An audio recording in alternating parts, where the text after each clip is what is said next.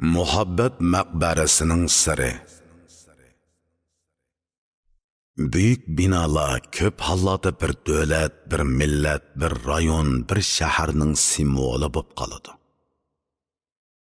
Büyük binalarning turmushni go'zallashtirish roli bo'lib qolmay, insoniyat madaniyatini eng ro'shan ham eng jonliq ifodalash rolimi bo'ladi. Viktor Hugo binokorlikni tosh bilan yezilgan tarix deb atagan. Binokorlik bir xil keng ma'nodagi go'zal san'at. U har xil ifodalash vositasi va bezak vositasini qo'llanib bir umumiy ruh hosil qilib kishiga aslini beg'ishlaydi. Shu orqali binokorlikning san'at obrazini hosil qiladi. Hegel binokorlik eng ibtidoiy bir xil san'at degan. Binokorlik ifodalagan san'at tili simvollik bo'ladi. Uningda ifodalangan hissiyot, muhabbat, nafrat va ideologiya intayin g'uvo bo'ladi. Shundoq bo'lsa-mu binokorlikning san'at tilidagi g'uvolikda yana insoniyatning ideologiyasi va uning o'zgarishi aniq bilinib turadi. Demak, binokorlik san'ati bir qadar abstrakt shakl orqali bir davrning ijtimoiy turmushini aks ettiradi. Binokorlikning davr alohidaligi ma'lum bir davrdagi kishilarning psixikasini, madaniyat saviyasini, fan texnik taraqqiyotini, go'zallik tushanchisini aks ettirib beradi. Har qaysi millatlarning binokorlik tarixi ularning madaniyat tarixining intayin yorqin xotirasidir. O'xshash bo'lmagan millat, o'xshash bo'lmagan davlat, o'xshash bo'lmagan kishilarning binokorlik san'ati haqidagi qarashi tamoman farqli bo'ladi. Jungoning an'anaviy binokorligida binokorlikqa ishlatishga bop bo'lish, tejashlik bo'lishga alohida ahamiyat berish, imkoniyat yor bergan sharoitda ko'rkam bo'lishga diqqat qilish prinsipini qo'llanib kelgan. Ammo Yevropa binokorligi bilan islom binokorligi buyuk binolarning ko'rkam, san'atlik, haybatlik bo'lishini a'lo bilib, uningga madaniylik va g'oyiviylashtirish prinsipini singdirib kelgan. Hindistondagi dunyo islom binokorligining gul toji deb ta'riflanib kelayotgan Toj Mahal maqbarasi mana shundoq yuksak darajada san'atlik xususiyatga ega g'oyiviylashtirish prinsipi bo'yicha barpo qilingan dunyoviy ulug' qurilishdir. Hindiston garchi dunyodagi 4 chong madaniyatlik qadimki davlatning biri bo'lsa-mu, ammo G'aznaviylar xonliqidan boshlangan musulmon turklarining harbiy istilosidan keyin ondan Hindistonda yuksak ma'nodagi binokorlik san'ati borliqqa kelgan. Bo'libmi Turk-Mo'g'ul imperiyasi mezgilida Hindistonning binokorlik san'ati dunyoni hong-tong qoldirgan utuqlarga erishgan. 1526-yili Hindiston imperatori bo'lgan Babur mashhur asri Babur nomida mundoq yozgan. Hindiston latofat kambirga, xalqida go'zallik, yaxshi muomala va tarbiya yo'q. Hunar va ishlarda usul, intizom, qoida va tartib yo'q. Yaxshi ot va yaxshi go'sht yo'q. Üzüm, qog'on va yaxshi mevalar yo'q. Muz yo'q, sovuq suv yo'q. Bozorlarda yaxshi tomoq, yaxshi non yo'q. Hammom yo'q, madrasa yo'q. Daryo, yer osti suyi va o'ymonlarga yig'ilgan suvlardan boshqa bog' va binolarda eqin suvlar bo'lmaydi. Imoratlarda sop havo, tartib, siyoq degan narsalar yo'q. Hindistonning latofati uning cho'ng bir viloyat bo'lganligida. Bu yerda oltin va oqchi ko'p. Eqin suv bo'lmag'achqa al o'ltirishlik yerlarda choq orqali eqin suv paydo qilib, planliq va siyoqliq qurilishlar ep berish kerakligini doim o'ylaydik. Ko'p tirishishlar orqali shuncha safosiz va radsiz bo'lgan Hindistonda planliq va radlik qurilgan chiroyli bog'lar paydo bo'ldi. Do'qmishlar yaramliq chimanliklar munosib gul chechaklar bilan bezandi. Hindistonliklar mundaq planliq va ratlik yerlarni ko'migini uchun Jun daryosining bu tarafidagi chiroyli binolar tushgan yerni Kabul deb atashdi.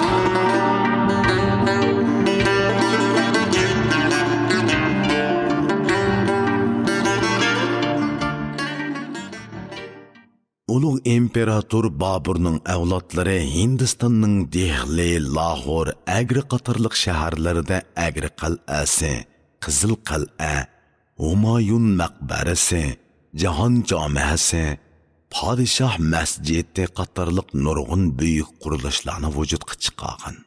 Ko'plagan go'zal shaharlarni qurgan. Dunyodagi 7 cho'ng binokorlik mo'jizasining biri deb ta'riflanib kelayotgan Toj Mahal maqbarasini Turk Mo'g'ul imperiyasining 5-avlod imperatori Xurram Shoh Jahon barpo qildirgan.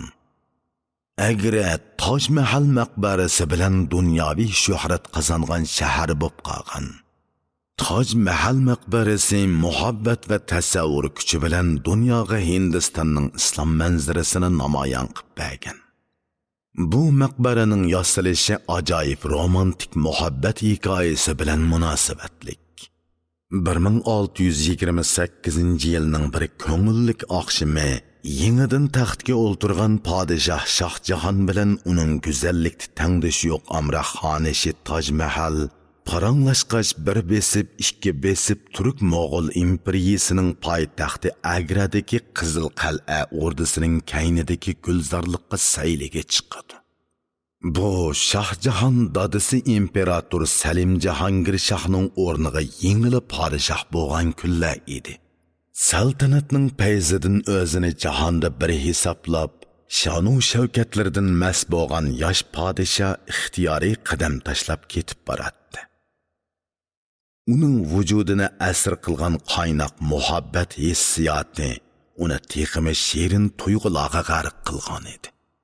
Yiqilli yerda so'psuzlik imlo daryosi asta eqib turadi. Bepoyon ko'k qa'ridagi to'lin ay jimi jahonni sutdek yoritib turadi. Mayin shamol o'rdining gulzorliqidan dimog'ni yorug'udek xushpuroqlarni epkiladi. Havo to'limi sof va orom baxsh bilinadi. Baxtiyorlik tuyg'usiga cho'mgan bu bir jup yosh er-xotin tabiat dunyosining go'zalligidan masxush bo'lishgan edi. Bu chaqda hayajonga cho'mgan xonish podshohga yo'linib turib, bu go'zal manzara ichida mangu yashashni naqadar orzu qilaman ha. Odamni maftun qiladigan oy nuridan mangu huzurlansam deb o'ylayman. Mayli bu dunyoda bo'lsin yoki u dunyoda bo'lsin, bulardan mushu topdagi go'zal manzaralarning hammasidan qonquvchi bahramand bo'lishni bakmo orzu qilaman deydi. Hissiyatchan podshoh birdam sukut turgandan keyin orzuyingizni cho'qim reallikqa aylantiraman. Emla daryosining bo'yida siz uchun butunlay oq marmar toshdan jahonda tangdish yo'q maqbara soldiraman. U chaqda to'lin ay kechini yoritganda oq marmar toshdan yasalgan maqbara kishini maftun qiladigan holatda jilvalanib turadi. Hayotligimizda Agra qal'asidagi o'rdida yashaymiz. Olamdan o'tgandan keyin ashu maqbaraga dafn qilinamiz deydi. Padişah Şahjahan harbiy va siyosiy ishlarda nihoyat talantli podshoh bo'lish bilan birga to'limi romantik adabiyot san'atga bo'libmi binokorlik san'atiga ajoyib herisman kishi edi. Uning dadisi Jahongir Shohmu adolatparvarligi bilan dong qozongan podshoh bo'lish bilan birga go'zallikka herisman, rasm chizishga amroq, romantik mijoz xarakteri kuchli imperator edi. Jahongir Shoh moshunda xarakteri tufayli bir go'zal qiz uchun dadasiga qarshi isyon ko'targan edi. U ikki ayoli va 30 yoshlik shahzoda turib, xon bozorida uchratgan Mehrinisa ismli bir qizga aqlini yo'qotgudek darajada oshiq bo'lib qolgan. Uning dadasi imperator Akbar bu ishni uqib o'g'lini yiroqqa yurish qiladigan qo'shinga qo'mondon qilib yo'lga sep qo'yib, Mehrinisa ismli yeliq qizni o'zining bir amaldoriga nikohlab qo'yib Bengalga avatib etgan.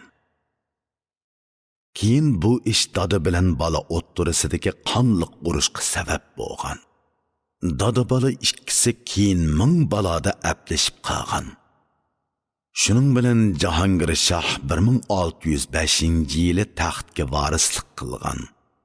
1607-yili Mehrinisa bilan uy tutayotganiga 8 yil bo'lgan eri Ali Qulni podshohga sadoqatsiz amaldor deb o'ltirgizib etgan.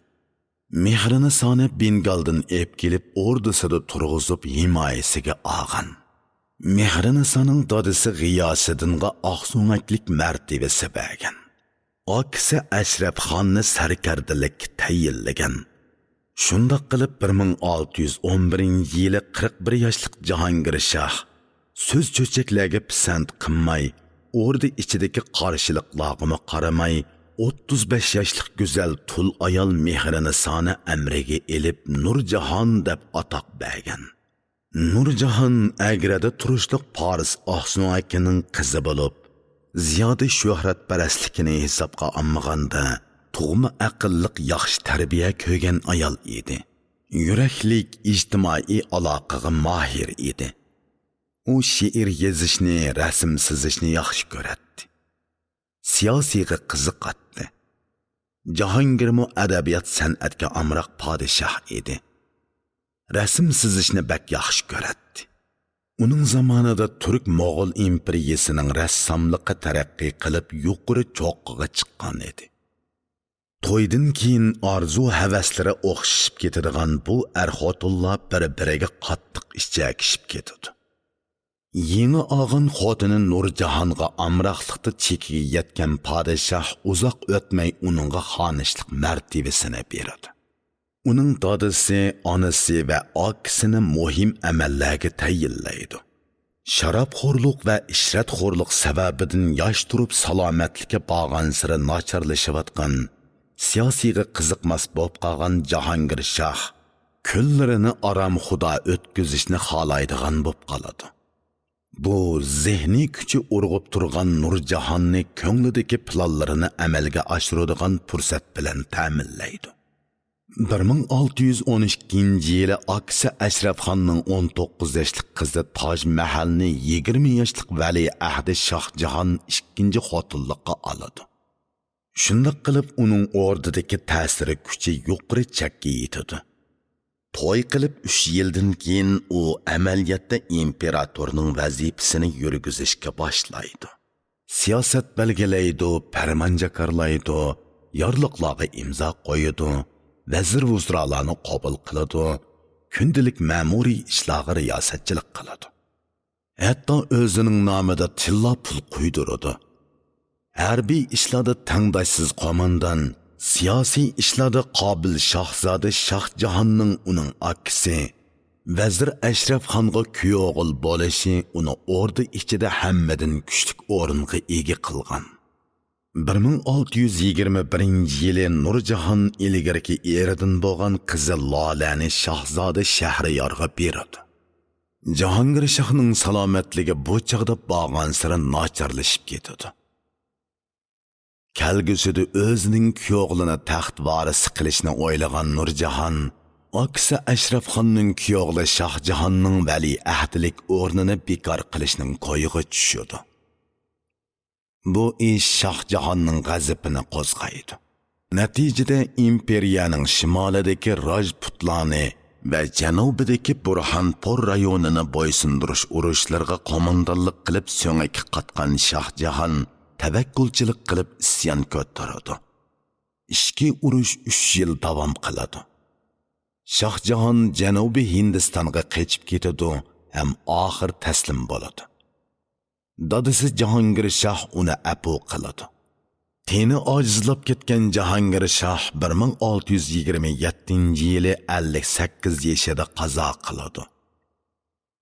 Shohjahon qaynotasi Vazir Ashraf Xonning yordamida imperatorlik taxtiga o'ngishliq o'ltiradi. Kuch elishanmagan Xonish Nurjahon oxirgi umrini Lahorga ketib o'tkazadi. Shohjahon jang maydonida shir yurak qo'mondan bo'lsa-mu, tinch turmushda muhabbat mastonasi edi. Ruxsoridan nur yog'adigan ikkinchi ayoli Toj Mahalni o'lgudek yaxshi ko'radi. Toj Mahal uning nazarida go'zallik ma'budisi edi. Qisqasi to'y qilganiga 15 yil bo'lgan Shohjahon bilan Toj Mahal bir-biriga chidashmaydigan er-xotinlardan edi. Toj Mahalning asli ismi Ajumand Banu Begim bo'lib, u guldek chiroyi bilan dong chiqargan. Shu sababdan ham vazirning qizi bo'lganlikdan xonish bo'lganda uningga Mumtoz Mahal degan atoq berilgan. Buning ma'nosi o'rdadagi ativorli xonish deganlik edi.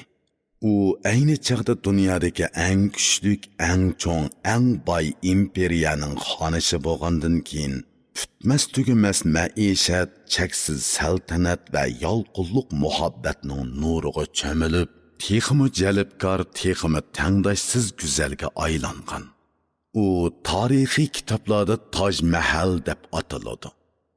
1628-yili ashu go'zal oqshomdagi shirin suhbat bo'linib 4 yildan keyin, ya'ni 1631-yili podshoh Shohjahon Janubiy Hindistonga qo'shin tortdi.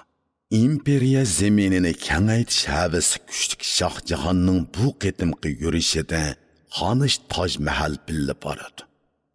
Burhanpur shahrida Xonish Toj Mahal 14-bolasini yangiydi. Bu qitimqi tug'uti qiyinga to'xtagan bu Xonish Burhanpur shahrida 38 yoshida olamdan o'tadi. Amra xonishining o'limidan qattiq qayg'uga cho'mgan Shohjahon bir mahal tarki dunyo bo'lgan odamdek o'zini tashlab etadi. Keyin u xonishiga bergan va'dasi bo'yicha Imlo daryosining bo'yiga oq marmar toshdan hashamatlik maqbara yasashga farmon tushiradi. Qurilishni Osman imperiyasining dangliq arxitektori Mahmud Aysa apandi loyihalaydi.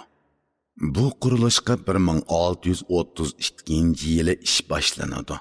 Qurilishni Istanbul va Bag'dod qatorliq joylardan keltirilgan 20 ming ustikor tinimsiz ishlab 22 yilda tamomlaydi.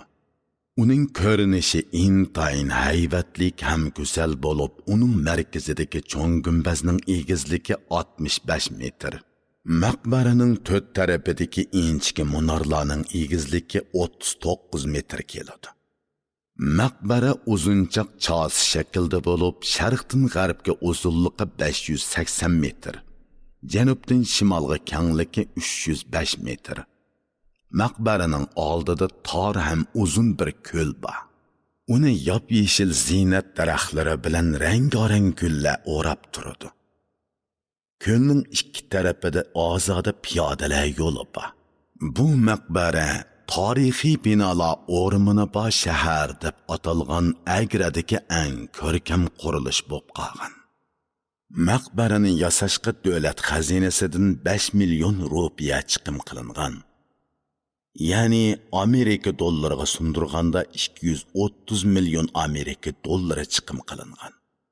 Oxirgi hisobda texnika bilan san'atning yuksak darajada bir kishining mahsuli bo'lgan, insoniyat binokorlik tarixida zilzila paydo qilgan, butunlay siliqlangan oq marmar toshdan yasalgan bu tangdoshsiz qurilish 1654-yili bitib chiqadi. Xonish Toj Mahalning jasadi Burhanpurdan agriga yo'tkab kelinib, bu go'zal maqbara ichiga dafn qilinadi. Bu qurilish tufayli imperiyaning xazinasi xeyli qurg'udiladi, xalqning yuki eshib ketadi. Gerçi padişah Amra xonashiga bergan va'dasini amalga oshirgan bo'lsa-mu, ammo uning plani tex to'liq o'rinlanmagan edi. Shohjahon romantik hissiyotga boy, binokorlik san'atiga ishtiyoqi kuchli padişah bo'lg'ashqa, Imla daryosining qarshi qirg'iqiga butunlay qora marmar toshdan o'zi uchun Toj Mahal maqbarasiga o'xshash qilib yana bir maqbara yasitish orzusini o'ttirg'a qo'ydi. U Imla daryosining ikki qirg'iqida oq marmar maqbara bilan qora marmar maqbara bir-biriga yuzlangan holda qad ko'tarib tursa naqadar go'zal manzara hosil bo'ladi deb o'ylaydi. Ammo o'rdining ichi sirtida podshohga qarshi norozilik kayfiyati kuchayib ketadi. Garchi Shohjahonga imperiya tavasidagi 22 o'lka boyselik to'lasimi, ammo 1630-yillardan e'tiboran Janubiy Hindistonni bo'ysundirish, Farislar bilan Qandahorni talashish, Portugaliya mustamlikchilari bilan bir necha qitim urush qilish, 30 yil ichida kayni-kaynidan 7 qitim qahatchilik yuz berish, poytaxtni 1637-yili Agradan Dehliga ko'chirish, Dehlida Qizil qal'a, O'rda, bog', masjid qatorliq qurilishlarni soldirish qatorliq bir qator sabablar tufaylidan plani qarshilikqa uchragan, ham 4 o'g'lining bir-biriga qarshi urush qilib tinchlanmasligidan ichi ochiq bo'lgan podshoh 1657-yili og'rib qoladi. Natijada davlatning muhim ishlariga ko'ngil bo'lanmas bo'lib qoladi. Uning Yevropa jahongirlari bilan bo'lgan urushda nomi chiqqan 3-o'g'li Avrangzeb 1659-yili taxtni tortib oladi. Avrangzeb gumonxo'r vahshiy bo'lsa-mu, tadbirlik, botur, kaskin imperator edi. Turmushda o'zini tutib olgan edi. Ota-bovullardek ayshi ishratga berilmaydi. Siyosiyga, harbiy ishlarga sal qaramaydi. Nag'ma navoga, adabiyot, san'atga ziyoda herisman emas edi. Zoda haroq ichmaydi. Islom diniga chin ko'nglidan e'tiqod qiladi. Dadasining hissiyot jihatdagi ojizligini tushunadigan Avrangzeb romantik dadasi Shohjahonni koni poytaxt Agradagi Qizil O'rda ichidagi Toj Mahal maqbarasi ko'rinib turadigan ravaqba bir binoga nazarband qilib qo'ygan. Ayni chog'da Turk Mo'g'ul imperiyasini har jihatdan mislsiz gullanishga ega qilgan bu imperatorning kunlari to'limi miskinlikda o'tgan. Kesalchan Shohjahon atigandan kashkicha ravaqdan Toj Mahal maqbarasiga soatlab qarab mungi potgan holda xiyol surib o'ltirgan. Oxirgi kunlari dard alam ichida o'tgan Shohjahon 1666-yili 74 yoshida u dunyoga safar qilgan. O'g'li Avrangzeb uning meyitini Toj Mahalning meyiti yeniga dafn qilgan. Shohjahon saltanat surgan yillar Turk Mo'g'ul imperiyasi har jihatdan gullanib eng yuqori chakka yetgan mazgil hisoblanadi.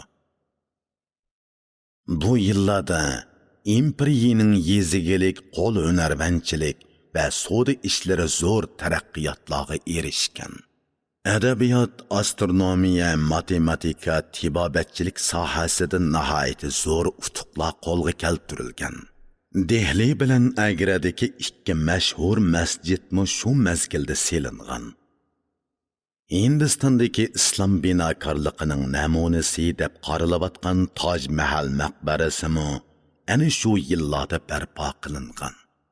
Bu maqbaraga Hindistonning poytaxti Yangi Dehlidan chiqib sharqqa 200 kilometr manganda yetib borg'ili bo'ladi.